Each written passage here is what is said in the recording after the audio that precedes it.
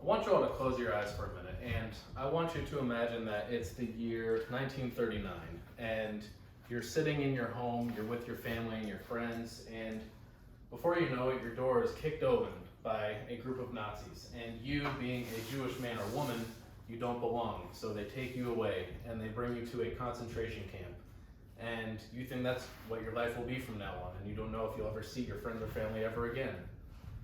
That brings me to discuss the topic I'm going to bring up today, which will be the Holocaust. Specifically, the Holocaust that occurred between 1933 to 1939, before the mass execution of Jews, which was particularly taking place between 1939 to 1945. So today I'm going to discuss with you all what defines the Holocaust. What really was it? I'm going to discuss Adolf Hitler, who he was and what he did. I'll be discussing what else he targeted during this mass genocide and who else. And lastly, I'll discuss the aftermath of the Holocaust and the life of being a Jewish person in this era. So what defines the Holocaust? Well, the Holocaust can be defined as a complete burn sacrifice. And it was since 1957 that it refers to the mass murder of European Jews as influenced by Yad Vashem, which was the World Holocaust Remembrance Center. It also began when Adolf Hitler was named Chancellor of Germany in 1933. And it was in 1920, before he became Chancellor, that he decided to embody the emblem of the swastika as the victory of the Aryan man.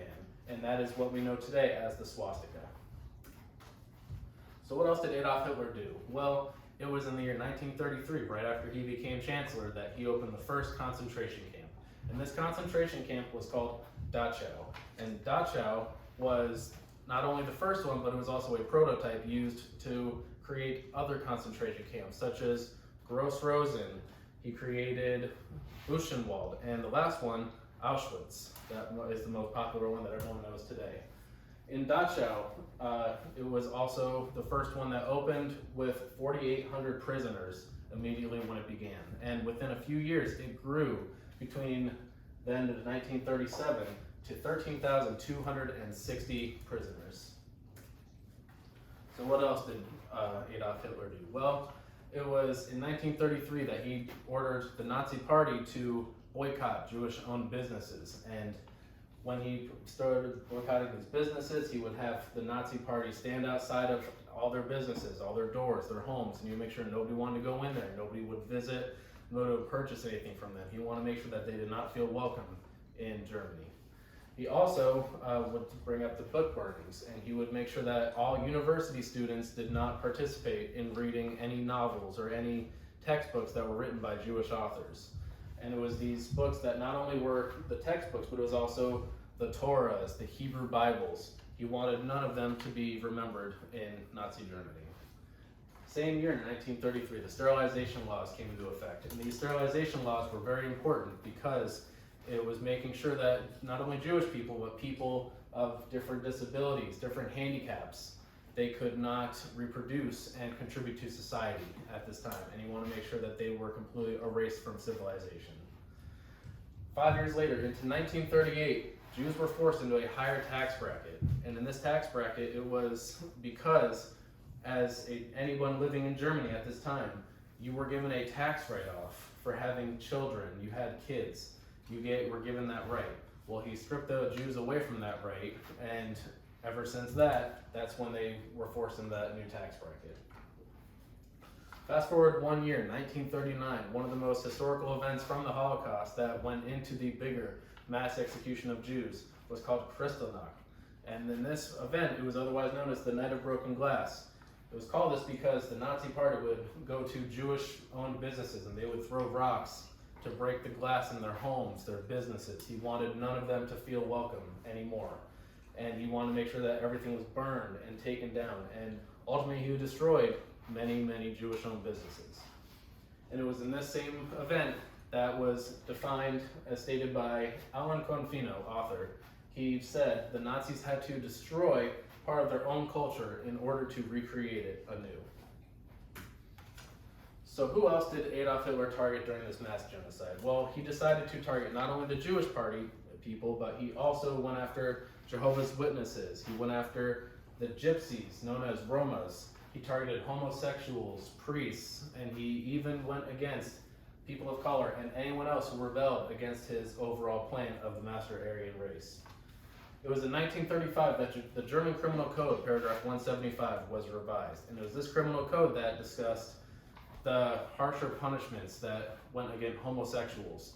Now, that was revised because Adolf Hitler did not feel that the punishments were harsh enough. So he revised the law, made it more difficult for homosexuals, and ultimately punished them even worse.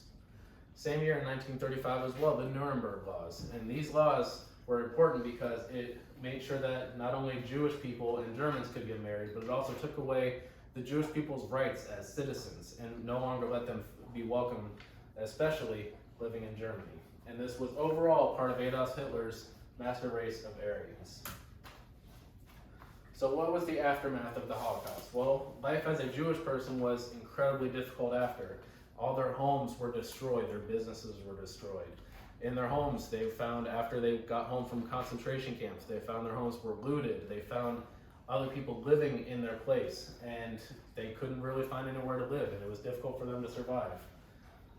Fast forward to 1981, Judge Thomas T. Johnson of Los Angeles, he made sure that it became a law that Jews did in fact die from poisonous gases during the Holocaust, and it was no longer legally required to provide evidence that the Holocaust ever actually occurred in a court of law.